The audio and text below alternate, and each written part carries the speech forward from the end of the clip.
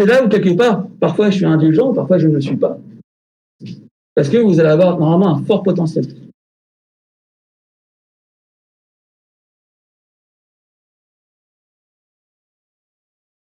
Et en plus, pourquoi on peut le faire?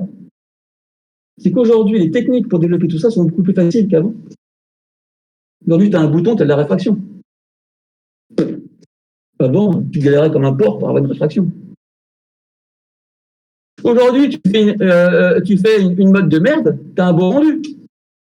Tu tapes Arnold, tu as un peu de patience, tu envoies le moteur de rendu, tu as un beau rendu. Ça veut dire qu'il fonctionner, il va être optimisé et optimal. Ton image va être belle. Est-ce qu'elle fait ton process va être utilisé en production?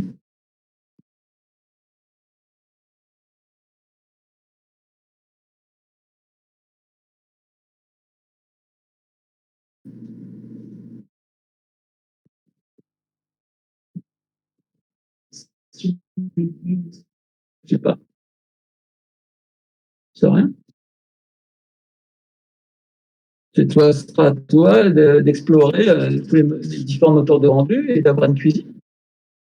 Au jour d'aujourd'hui, moi je vais te dire, ouais, peut-être un rendu BD. Je vais dire, prends le scanline, qui sont à la suite. Ouais, dire, non, c'est trop, etc. Pardon. Ça dépend de ce que tu veux aussi comme BD.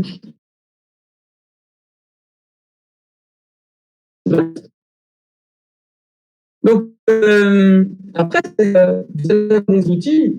Vous allez ici étudier, bon, on a vu, un peu le scanline, on va voir Arnold, vous verrez, c'est pas trois moteurs de rendu, c'est beaucoup. Quand vous allez connaître les possibilités de chacun, vous allez aussi pouvoir les mélanger, les moteurs de rendu, avec des passes. On va travailler, vous allez peut-être faire une réfraction de Arnold, un diff dans Scanline, et puis un autre, parce que chez la qualité, la transparence, n'importe quoi, je ne sais rien, peut-être être plus qualitatif que sur Arnold. Il ne faut pas être fou.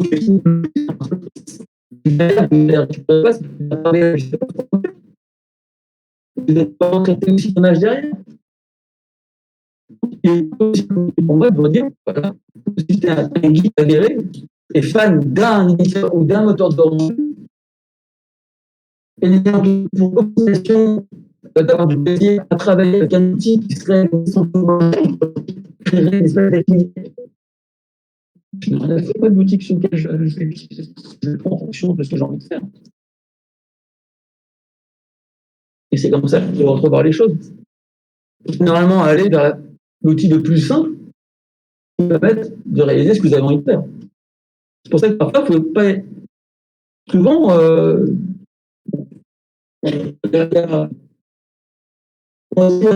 on dit peut-être complexe, ça va être top. Ben non, vous allez vous compliquer. Peut-être que ça va être complètement inadéquat. Parce que pour réaliser ce que fait ici, sur notre rendu, par exemple, Gabriel, Framestore, par exemple, on a vu, hein, parce qu'il se passe chez Framestore.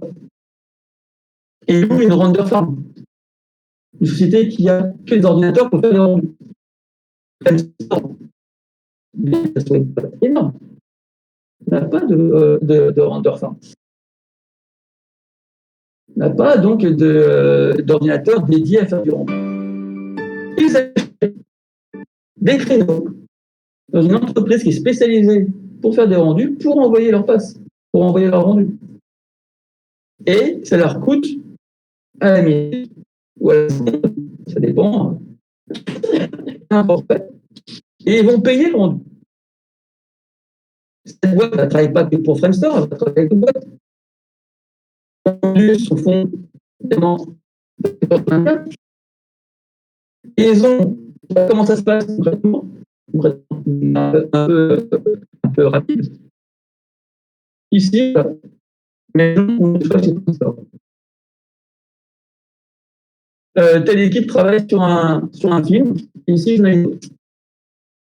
on n'a pas de moteur on n'a pas de forme de rendu ici parce qu'on a besoin d'une puissance de jeu colossale et de ressources colossales qu'on n'a pas en interne.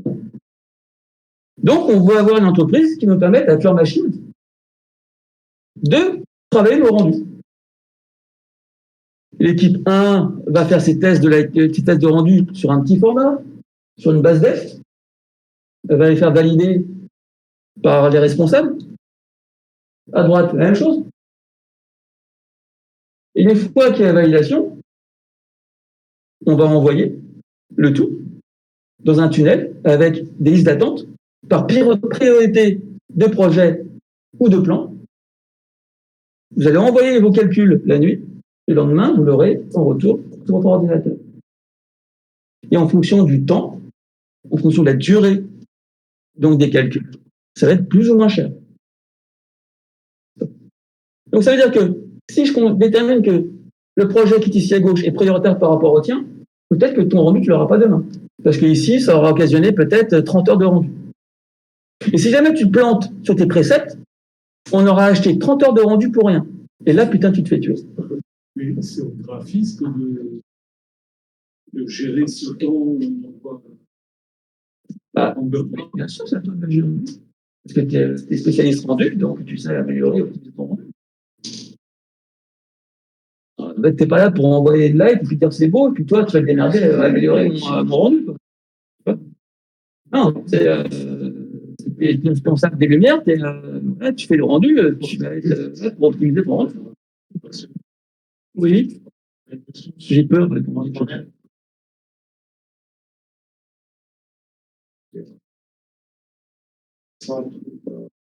Les rendus sont simplifiés de scène où l'animation est utilisée de pré-rendu.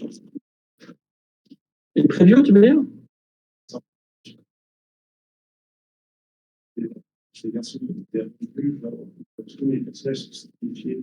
Oui, bah oui, c'est un proxy ou un storyline, oui. Et ça te permet déjà de caler ton animation, de caler tes plans et de déterminer les plans définitifs de la caméra avant de passer au rendu. Ça ne sert à rien de calculer une image si le plan caméra n'est pas validé. Tu vois, c'est ça que tu veux dire? Je n'entends pas, on dit. Ah non, c'est pas un rendu, c'est une preview. Enfin, d'après ce que je comprends. Hein. Pour effectivement déterminer le rythme de ton animation, savoir si les plans ils s'enchaînent. Tu ne vas pas calculer l'image pour contrôler ça sert à rien. Donc, ça va te permettre de contrôler tes plans caméra, le rythme d'animation, si tes raccords sont bons entre deux caméras, pour savoir si effectivement l'action est bonne. Ça, c'est le travail de réal qui va analyser tout ça. Et une fois qu'on a placé toutes les cams, que l'animation, même si elle n'est pas def, mais qu'elle fonctionne et qu'elle est dans le bon timing au niveau donc, des plans, qu'il y a une bonne lecture, c'est comme le désir le réel.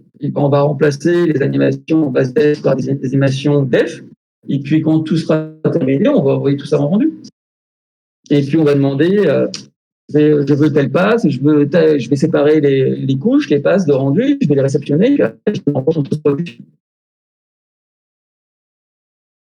C'est tout un process. Hein. On va essayer de voir quand on va commencer effectivement les projets animés et de manière collective. Là, quelque part, voilà. J'ai repassé le deal avec Mbappé et TF1 pour l'Olympia au mois de novembre, enfin au mois de juin, enfin au mois de novembre l'année prochaine. Donc j'ai dit au troisième année, je vais prendre des rigueurs, deuxième année, je vais prendre des moteurs d'animation. Et donc, en fait, dans cette stratégie-là de montage du papier. Pouvoir livrer des vidéos pour l'Olympia à la date prévue.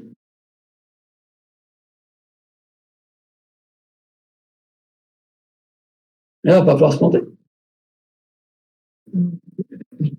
Pardon?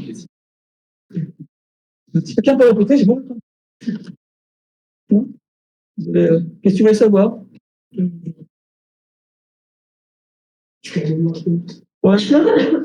Pareil, du fait que voilà, le process alors évidemment, on n'a pas de render farm ici, hein. On va se débrouiller. Moi, je pourrais, mais je pense que le coût de l'Excel va être impacté. Un gros de formation. Donc, puis en plus, il ne faut pas oublier les textures. On voit ta scène, tu oublies un truc, le mec, il va pas dire, c'est pas lui qui va contrôler s'il manque quelque chose. Hein.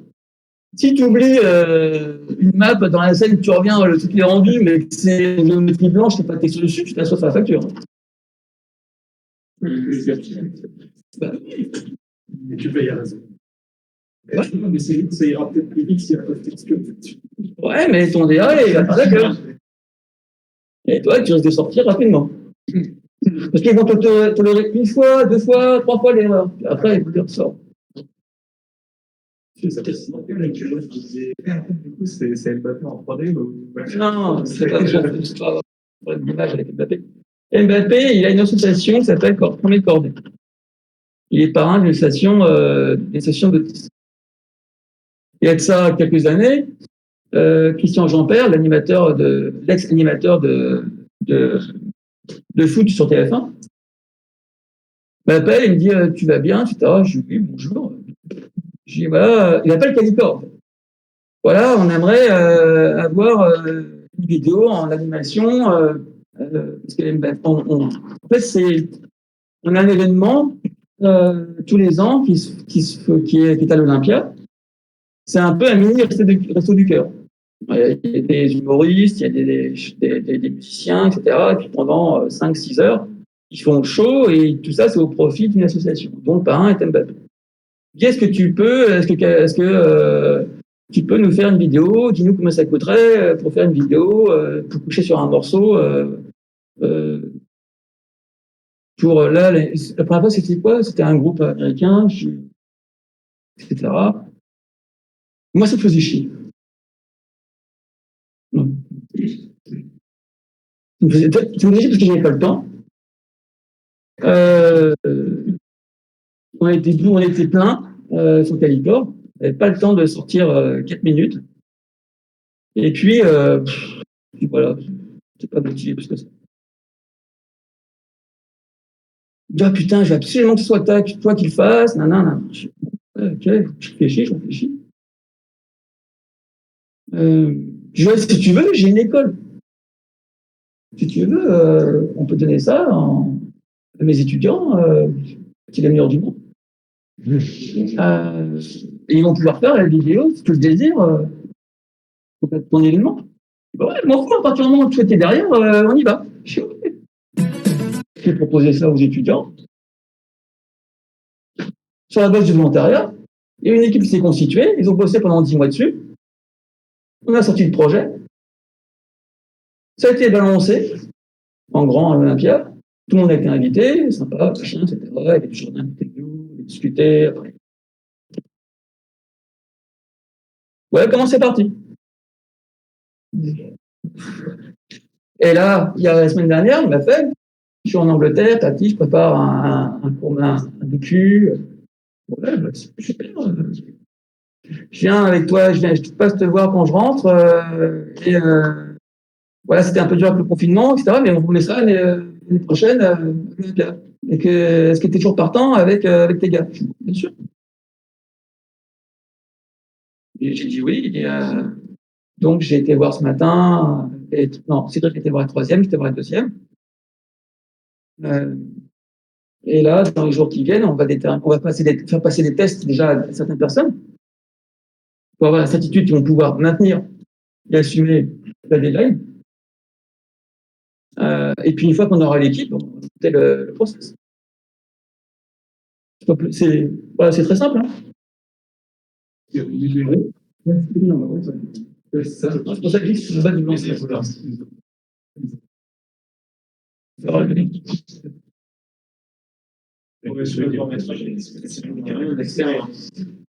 Et pas pour les étudiants, c'était très projet.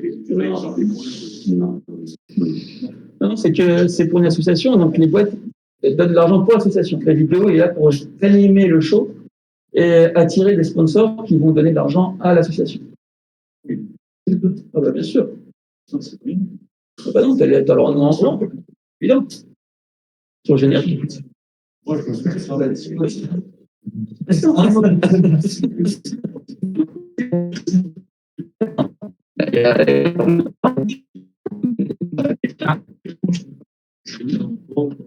Non. Je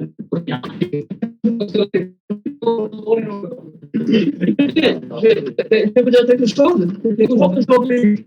Aujourd'hui, en fonction de la nature du projet, parce que je vais quand même, avec Cédric, on va quand même grossir le projet. C'est-à-dire qu'on va. Parce que le truc, c'est que l'intelligence, c'est quoi? Effectivement, on veut que ça soit quelque chose qui soit professionnel. C'est le but. Comme l'a été la première diffusion. Il est difficile pour vous d'avoir le recul et d'écrire pour ce genre d'échéance, pour ce genre d'événement. Que souvent, vous allez voir, vous allez croire que d'écrire un truc hyper balèze va faire que le projet va être super. Ouais, on peut faire ça avec tel soft, on peut faire ça avec tel effet, machin, etc. Bon, de toute façon, on va l'apprendre, on va faire. Non, là, vous allez vous planter la gueule. Quand on est face à ce genre de circonstances, il faut écrire en fonction de ce que l'on sait faire. Là, on est sûr de la réussir. Et pas se dire, je vais pouvoir acquérir ça, je vais pouvoir le maîtriser, j'en ai la certitude, donc je vais pouvoir l'intégrer dans mon écriture. Donc, ce qu'on fait généralement dans ces cas-là, c'est que nous, on fait un point sur les compétences de toute l'équipe qui va travailler dessus, sur leurs compétences, et on va écrire quelque chose en fonction de leurs compétences. Donc, au moins, on a une base on a un minimum. Quelque part, on sait quelque part, on réduit le risque du fait que ça ne sorte pas. Donc, ce qui va se passer, c'est que là, voilà, on a une base. On sait que c'est Goldman veut un truc, ça va sûrement être passé sur une chanson de Goldman. Peu importe, c'est pas pour juger. En plus, il y a un petit retour, je pense qu'il faut. S'il y en avait besoin, je crois qu'il s'amuse. Donc, mais c'est normal, hein, ça manque, non, c'est un truc tout à fait normal. Donc,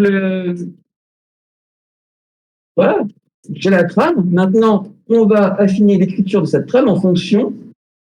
Quand on faire passer le test aux deuxième année, troisième année, c'est bon, c'est à savoir quelle équipe je vais avoir, en fonction de ce qu'ils vont montrer au niveau de leurs résultats, je vais écrire, on va affiner l'écriture pour avoir la certitude qu'ils vont être capables de le réaliser. Et là, pour répondre à ta question, à ta volonté, dans ce qu'on a commencé à anticiper, sur la base de la modélisation, techniquement, vous pourriez participer. Parce que déjà, aujourd'hui, vous maîtrisez assez de technicité, et on pourrait déjà vous prendre en tant que modeleur pour travailler sur des éléments de décor, des tas de choses, en termes de hard surface. Tout ce qui pourrait s'attribuer au hard surface, vous pourriez, au jour d'aujourd'hui, participer au projet. Maintenant, je n'ai pas envie de faire une équipe de ouf. Une coordination infernale. Et en fonction de ce qu'on va faire, je ne pense pas qu'on va avoir besoin d'une équipe énorme. Mais pour répondre à la question, au jour d'aujourd'hui, en tant que modeleur, ici, 99% des gens pourraient travailler sur ce projet. Sauf qu'on va y aller un peu doucement, on ne va pas perturber le programme en première année, etc. Si jamais, effectivement, il y a un virus qui anéantit la deuxième promo sur le modeleur, oui, j'irai peut-être la première année. Non, en tout cas, vous n'avez pas compris. Mais comme soigné par Donc,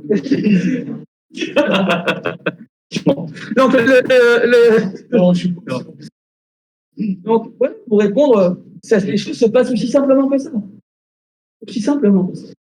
Rien de compliqué. Il suffit d'avoir les compétences qui sont demandées au moment venu, au moment voulu. C'est tout. Exactement. On en revient sur Arnaud. Bien sûr. Par rapport au vendor farm, est-ce que c'est économiquement rentable qu'une société ait sa propre vendor farm plutôt que de devoir justement attendre et risquer que quelqu'un fasse un truc trop gros et limite le planning?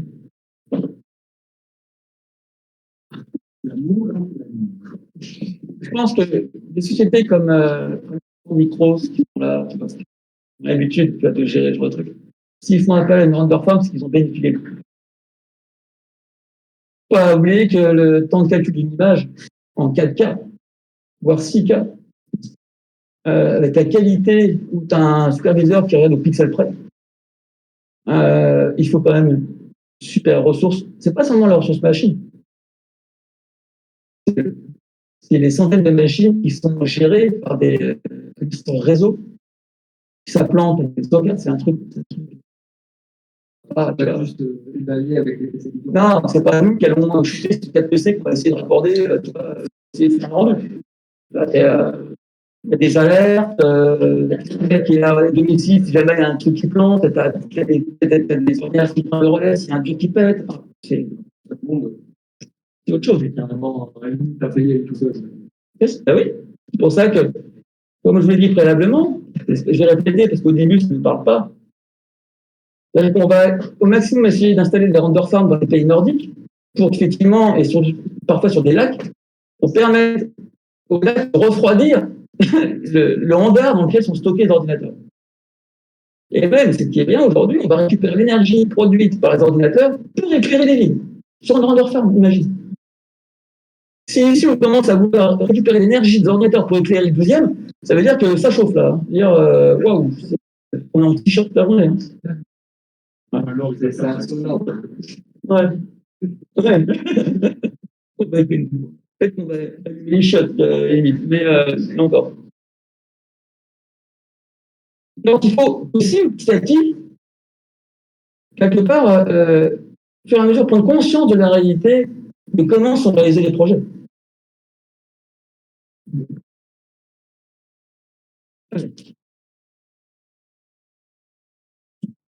Non, c'est ça. C'est normal.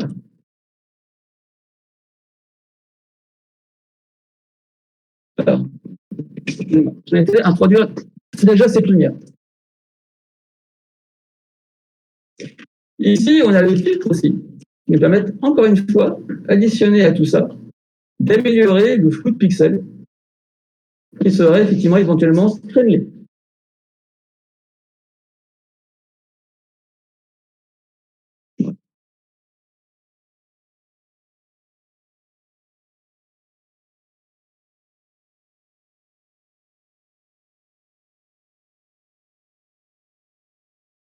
Je vais revenir sur le matériau.